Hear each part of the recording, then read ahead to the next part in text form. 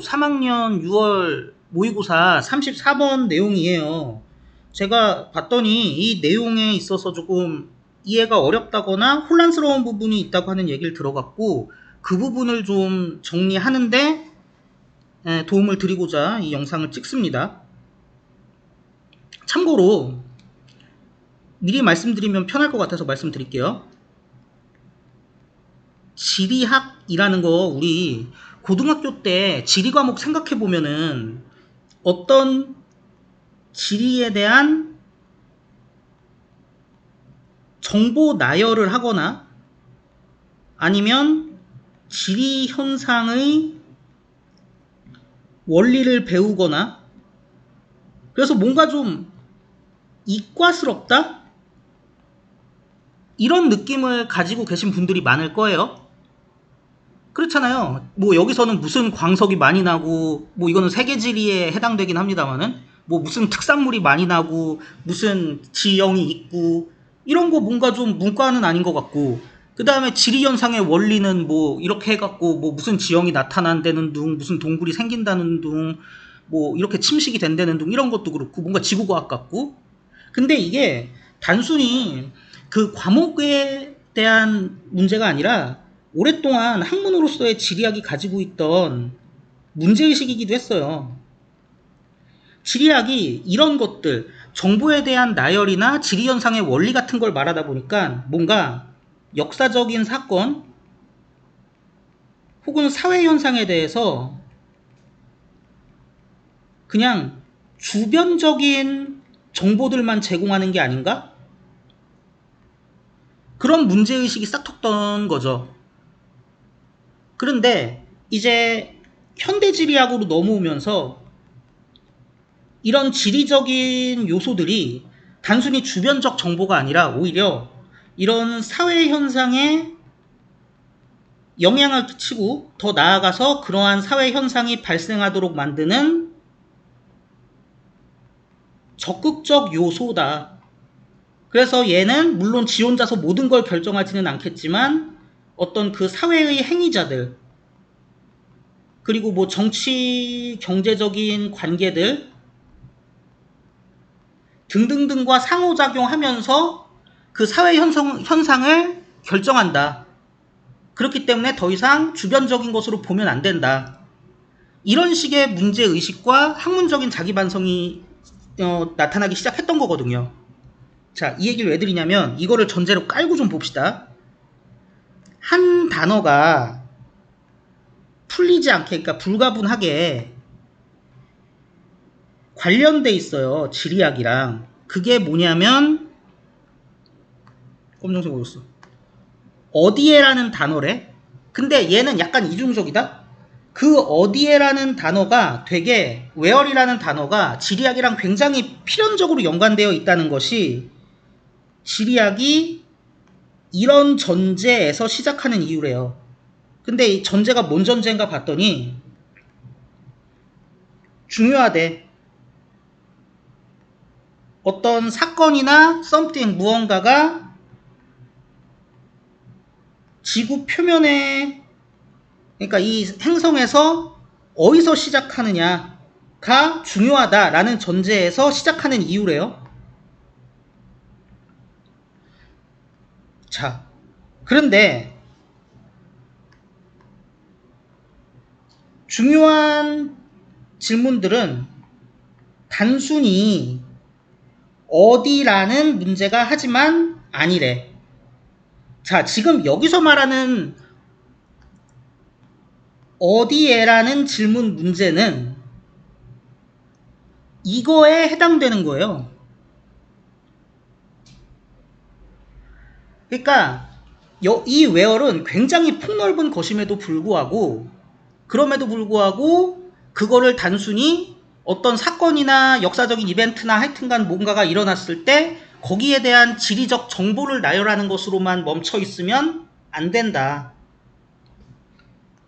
그럼 뭐냐? 세미콜론 있으니까 그 주요한 질문이라는 것은 왜 거기여야만 했어? 즉, 왜 적극적 요소로서 그런 지리적 요건이 필요한 거야. 그리고 그래서 그것이 무엇이야? 그러니까 그렇게 결과적으로 일어난 이 사건에 그 적극적 요소인 지리가 갖는 그 성격이 어떤 의미를 결국에는 가지고 있는 거야? 뭐 이런 거를 묻는다는 거죠. 말이 너무 어렵나요? 그럼 이렇게 생각해 봅시다. 제주 4.3 사건이 일어났어요. 제주도는 다 아시죠? 섬입니다.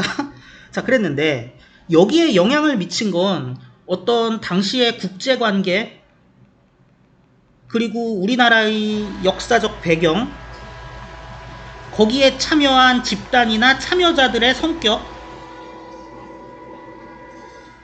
그리고 섬이라는 고립된 지리적 특징들이 있을 거야. 그러면 이 사건에 대해서 섬이라는 이 고립된 장소라는 지리적 특징은 그냥 배경으로 읊으면 끝나는 것이 아니라고요. 적극적 요소라고. 그래서 묻는 거야. 그냥 섬이에요가 아니라 왜 거기여야만 했어? 그리고 이런 특성이 있기 때문이야? 외부와 고립되어 있다는 특징이야?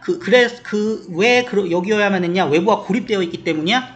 그리고 그게 최종적으로 이 사건을 일으키는 데 있어서 어떤 의미를 가져? 이런 정보가 밖으로 퍼져나가는 걸 막을 수 있었고 그 다음에 외부와 고립되어 있기 때문에 이미 이 땅에 있는 그 지역의 구성원들이 전체 우리나라 국민이라기보다는 그 밖의 사람들, 국민이 아닌 사람들로 타자화될 수 있었어? 그런 의미를 가지고 있었구나 라고 할 수 있다라는 거죠. 그러니까 이거는 정확히 얘기하면은 이게 학문적 자기반성이 있기 전에 where이라는 의문이었다면 이것은 그런 자기반성이 있은 후에 이제 좀 더 적극적인 의미를 획득한 where이라는 의문인 것이죠. 자, 그래서 그런 질문에 도달한다는 것은 뭘 의미하냐? 받아들인대요. 어떤 공간적 배열이라던가 그 다음에 다양성 그 다음에 상호 연결성을 진지하게 받아들인다는 걸 의미하는데 이때 진지하게 받아들인다는 건 뭐예요? 사건의 적극적인 변수로서 받아들이겠다. 그리고 참여해요. 심지어 가장 심플한 일상적 행위들에 참여하는 것도 사실은 뭘 요구해? 공간적 환경에 대한 이해를 요구한대. 이거는 뭔 얘기냐면 지금 제주 4.3 사건 이렇게 막 거창한 걸 들었지만 우리의 일상생활 역시도 행위자들이 그 일상생활에서 존재하는 사회적 규칙에 대한 이해와 습득을 가지고 있어야 되거든. 흔히 민속방법론 같은 거 우리 배우잖아요. 엘리베이터에서 단둘이 타는데 모르는 사람인데 옆에 붙어있으면 안 되잖아. 그건 우리가 자연스럽게 습득하고 있는 사회적 규칙이잖아. 그리고 그게 있기 때문에 사회가 유지되는 거고 우리가 행위자로서 살아갈 수 있는 거잖아요. 근데 그런 게 꼭 사회적 규칙에만 있느냐? 그렇지 않다는 거죠.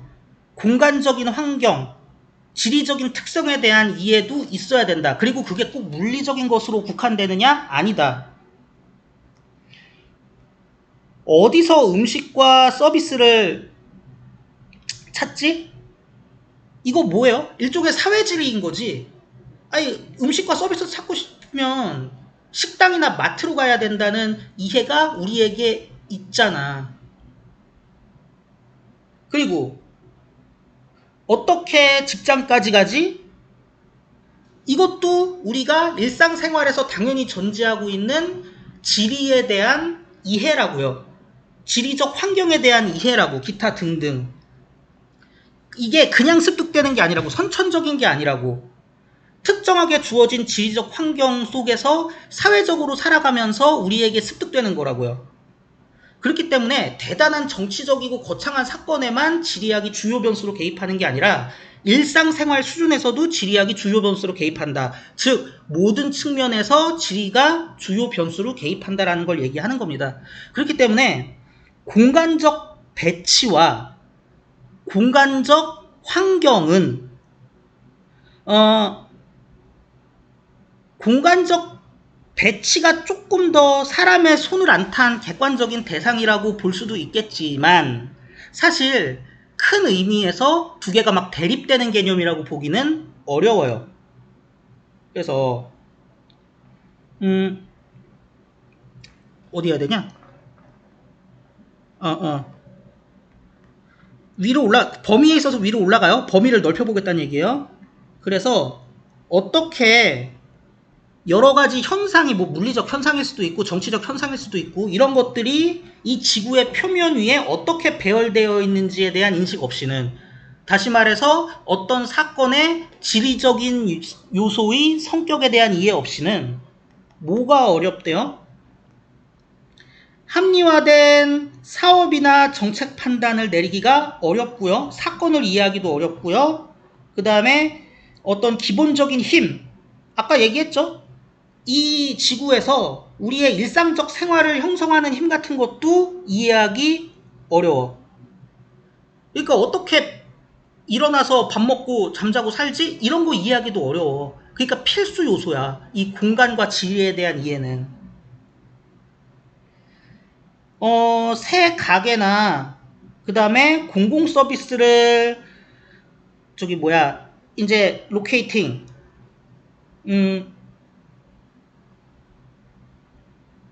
여기서는 지정한다고 해야겠다. 왜 그러냐면 찾는다고 보기엔 좀 어려워. 왜냐면 그러니까 그래서 놓는다는 얘기예요. 만들어 놓겠다는 얘기야. 뭘 요구해? 고려하는 걸 요구한대요.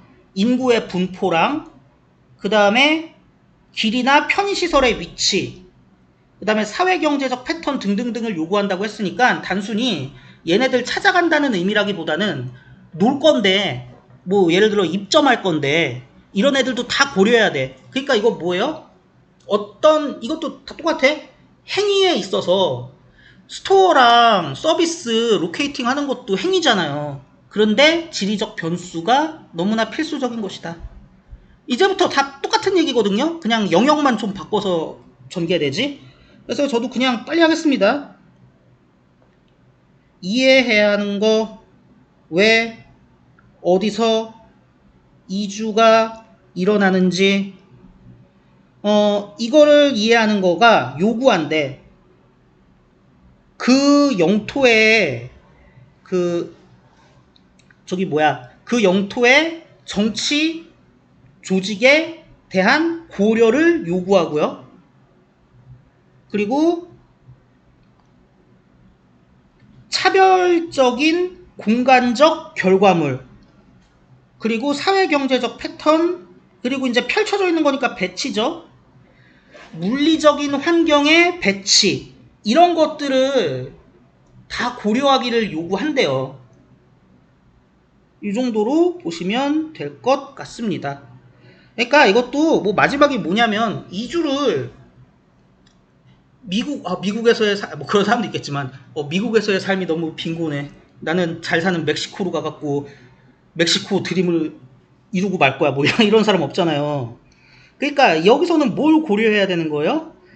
그 미국이란 곳에 그 정치 조직들에 대해서도 이해를 해야 되는 거고, 멕시코의 정치 조직도 이해해야 되는 거고, 그리고 그 차별적인 공간적 결과들, 그러니까는 이 공간, 이렇게 공간이 나뉘어져 있을 때 이쪽 공간은 어떤 것으로 상정되는가, 그리고 저쪽 공간은 어떤 것으로 상정되는가. 예를 들어 미국이 장벽을 쌓아갖고 눈에 보이는 가시적 공간 분리를 만들어냈을 때 그것이 나타내는 결과는 단순히 물리적인 것인가? 그렇지 않죠. 상징적인 것도 굉장히 크죠. 그리고 당연히 그런 인구들이 지금 우리한테 오니까 그런 과정에서 그 물리적인 환경이라는 게 적용을 안 할 수 없으니까 그거의 배치도 우리가 고려해야 되고, 그런 것들을 얘기하는 겁니다. 그래서 최종적으로 결론을 얘기해 보자면